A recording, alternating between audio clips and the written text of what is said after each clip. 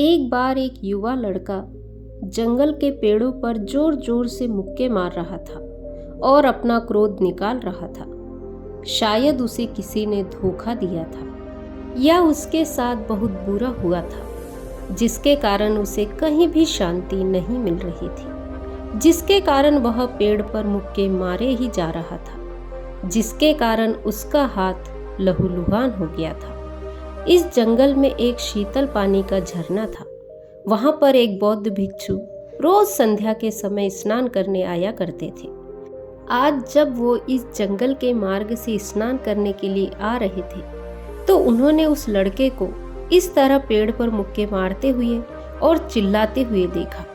उन्होंने देखा कि उसका हाथ लहूलुहान हो गया है। बौद्ध भिक्षु उसे देखकर वहीं पर रुक जाते हैं और वो ध्यान से उसके हालात देखने लगते हैं। उसके आसपास कोई नहीं था, वो अकेले ही रो रहा था।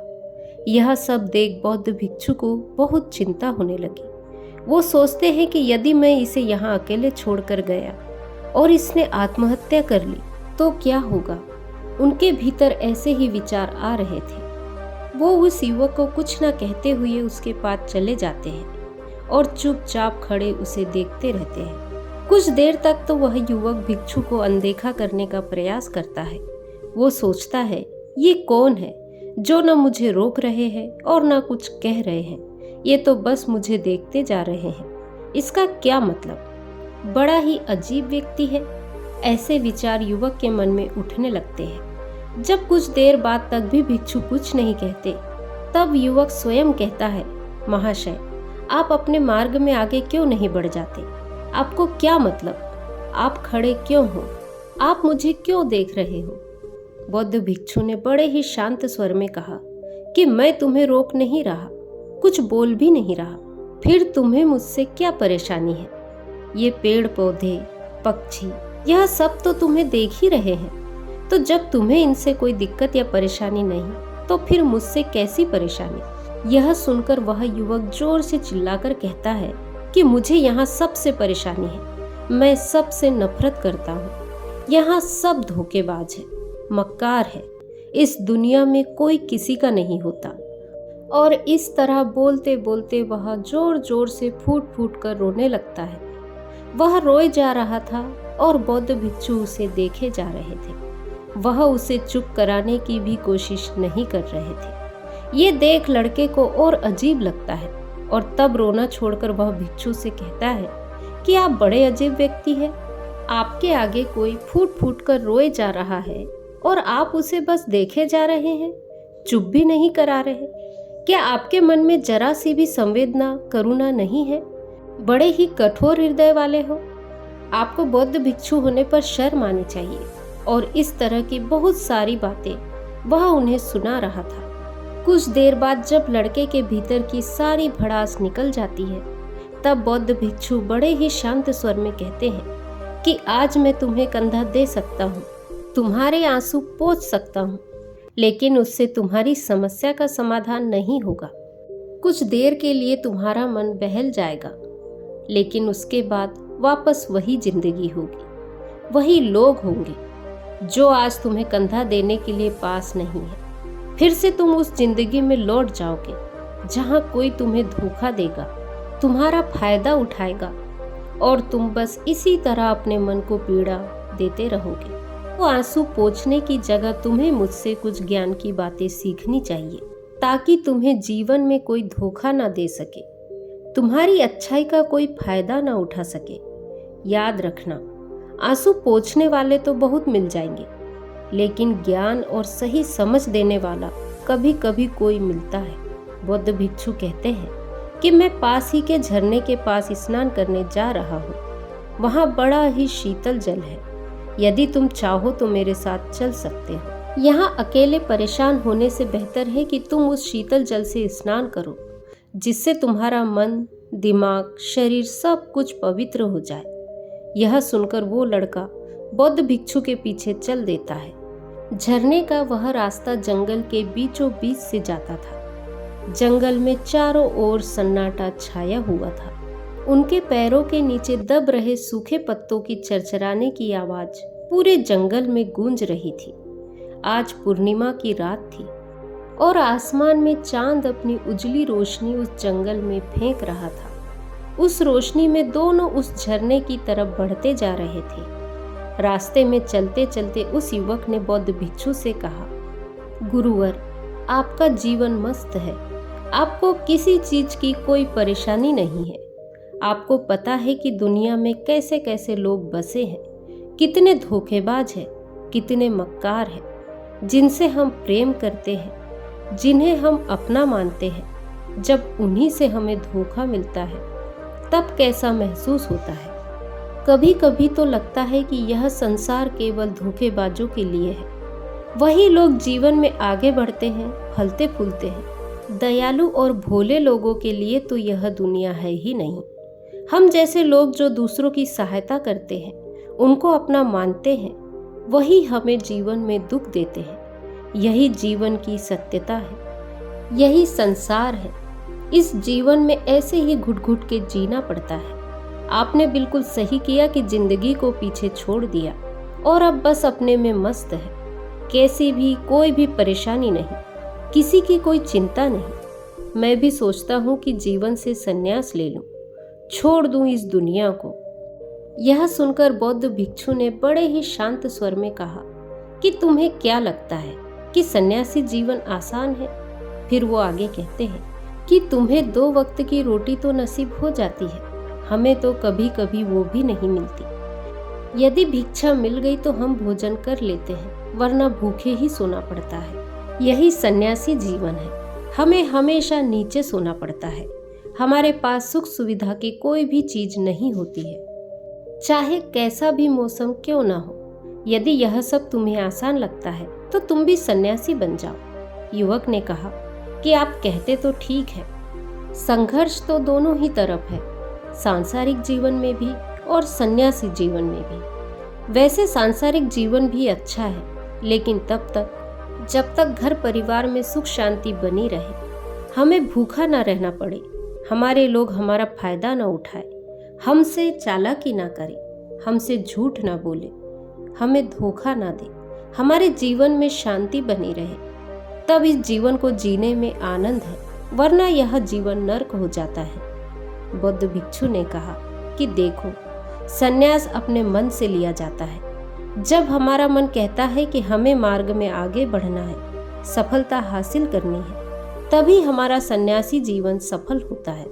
लेकिन यदि तुम अपने घर से परेशान हो, लोगों से परेशान हो, यदि सन्यासी तुम बनना चाहते हो, तो तुम्हारा सन्यासी जीवन भी कभी सफल नहीं होगा। इससे बेहतर होगा कि तुम यदि सांसारिक जीवन में कुछ तरीके, कुछ नियम अपनाओ, तो लोग तुम्हें धोखा नहीं दे पाएंगे। सबसे पहले तो यह समझो कि धोखा उसे मिलता है जो भावनात्मक रूप से कमजोर होता है, जिनका दिल जल्दी पिघल जाता है, जो दूसरों को दुख में नहीं देख पाते। ऐसे लोगों के साथ धोखा होने की संभावना ज्यादा होती है, क्योंकि कोई भी व्यक्ति अपना दुख, परेशानी बताकर तुम्हारा फायदा उठा सकता है। क्या पता वो झूठ ही बोल रहा हो, वो दुखी होने का अभिनय कर रहा हो, लेकिन तुम उसे सच मान लेते हो और तुम्हारे साथ धोखा हो जाता है। और जब तुम्हें यह पता चल जाता है कि तुम्हारे साथ छल हुआ है, तो तुम भीतर से टूट जाते हो। इसीलिए एक बात हमेशा ध्यान रखो, किसी भी व्यक्ति को यह एहसास होने ही मत दो कि तुम भावनात्मक रूप से कमजोर हो। उन्हें तुम्हारी इस कमजोरी का पता चल गया तो वो इसका फायदा जरूर उठा लेंगे। तुम भीतर से संवेदनशील हो, दूसरे की मदद करने वाले हो, लेकिन किसी को भी इस बात का एहसास मत होने दो। ऊपर से थोड़ा कठोर बने रहो, तब लोगों को लगेगा कि इससे कुछ कहना बेकार है, यह आदमी कठोर है। ऐसे में वो झूठे मक्कार लोग आपके पास आएंगे ही नहीं, वो उन्हें सुनेंगे जो उनके आसानी से शिकार हो। दूसरी बात समझने की यह होती है कि हम बहुत जल्दी दूसरे पर विश्वास कर लेते हैं। 2 दिन किसी से मिले नहीं कि उस पर विश्वास कर लेते हैं, और आपकी यह आदत आपको डुबा देती है, क्योंकि तुरंत किसी से मिलकर उस पर तुरंत विश्वास कर लेना ये गलत है। तुम्हें उससे धोखा मिलता है, तुम परेशान होते हो। इसीलिए थोड़ा समय दो। किसी भी चीज, किसी भी रिश्ते को पहले थोड़ा समय दो। रिश्ते को आगे बढ़ाने के लिए पहले समय देने की जरूरत होती है। समय के साथ आपको उस व्यक्ति के बारे में अच्छा बुरा सब पता चल जाता है। तब आपको पूर्ण रूप से यह पता चलने लगता है कि यह व्यक्ति वास्तव में कैसा है, ये अच्छा है या बुरा है, इसका व्यवहार कैसा है, और ये सब समय देने पर ही पता चलता है। इसीलिए जल्दी किसी पर विश्वास मत करो। अगला नियम समझने के लिए तुम्हें ऐसे लोगों को समझना होगा जो दूसरों की चापलूसी करते रहते हैं। कुछ लोगों की आदत होती है कि वो हमेशा दूसरों की चापलूसी करते हैं। आपके सामने तो वह आपकी तारीफ करेंगे, आपके लिए अच्छा अच्छा बोलेंगे और आपको लगेगा कि वह इंसान कितना अच्छा है, मुझे कितना मानता है। लेकिन वास्तव में वह आपकी चापलूसी कर रहा होता है ताकि वह आपका दिल जीत सके।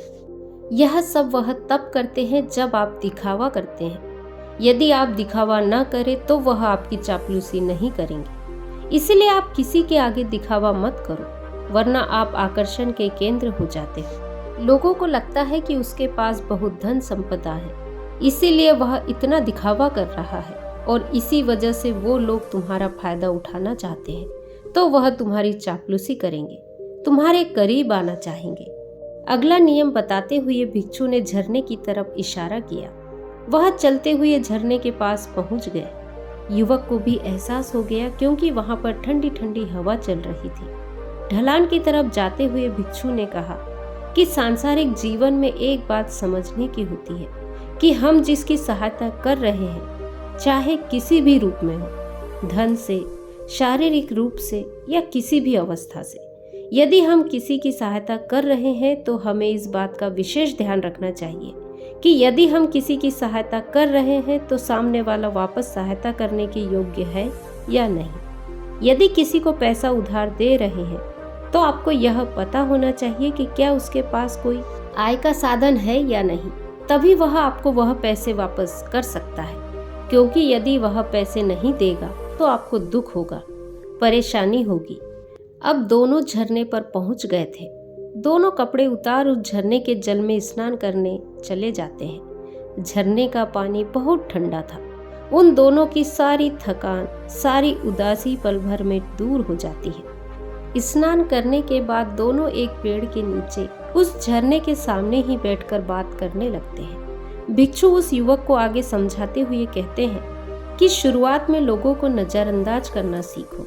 जब आप किसी को नजरअंदाज करते हैं तो जब लोग किसी लालच की वजह से तुम्हारी तरफ प्रभावित हो रहे होते हैं, उनकी छटनी हो जाती है। जब तुम उन्हें नजरअंदाज करोगे तो वो एक दो बार तुम्हारे पास आने की कोशिश करेंगे, उसके बाद वो तुमसे दूरी बना लेंगे। और जो व्यक्ति तुम्हारी अच्छाई, इंसानियत देख तुम्हारे पास आएंगे, वो तुम्हारे नजरअंदाज करने के बावजूद भी तुम्हारे करीब ही रहेंगे। और यही तो एक सच्चे इंसान की पहचान होती है। जो हमारे अपने होते हैं उनसे हम चाहे कितना ही क्यों न लड़ झगड़ ले, वो कभी हमारी बातों का बुरा नहीं मानते। कुछ देर के लिए वो रुष्ट हो सकते हैं, लेकिन बाद में वह फिर एक हो जाते हैं। और यही तो घर परिवार का मतलब होता है, अपनों का मतलब होता है। इसीलिए शुरुआत में अनजान लोगों को नजरअंदाज करना सीखो, ताकि धोखेबाज मक्कार लोग तुम्हारे पास ना आ सके। अपनी बात के अंत में बौद्ध भिक्षु ने कहा कि यह आखिरी सीख बहुत जरूरी है। सब कुछ होने के बाद भी तुम्हें धोखा मिल सकता है। यदि तुम अपने आँख, कान, दिमाग खोलकर रखते हो, होश में रहते हो और ध्यान करोगे तो तुम्हें इंसान की आंखों को देखकर ही समझ आ जाएगा कि वो तुमसे क्या चाहता है। तुम इंसान की अच्छाइयों को, स्वभाव को उसकी आंखों में पढ़ सकते हो। लोगों की आंखों में, उनकी वाणी में, स्वभाव में सब कुछ दिखाई देता है। बस हम ही अपनी आंखें बंद करके रहते हैं। अच्छे से जांच परख करने के बाद ही तुम किसी पर विश्वास करो। ऐसे ही किसी पर विश्वास मत करो। यदि तुम किसी पर भरोसा करना चाहते हो, किसी से संबंध बनाना चाहते हो, दोस्ती करना चाहते हो या किसी की मदद करना चाहते हो, इन सभी परिस्थितियों में तुम्हें यह जरूर पता होना चाहिए कि दूसरे लोग तुम्हारे बारे में क्या सोचते हैं। इसके बाद तुम्हें जीवन में दोबारा धोखा कभी नहीं मिलेगा और तुम्हें जीवन में कभी किसी धोखे के कारण पछताना नहीं पड़ेगा। इसी तरह की बातें करते हुए बौद्ध भिक्षु और युवक जंगल से बाहर अपने अपने रास्तों की तरफ चले जाते हैं। तो दोस्तों, आज की कहानी यदि आपको पसंद आई हो तो वीडियो को लाइक शेयर कमेंट करें और चैनल को सब्सक्राइब करें। नमो बुद्धाय।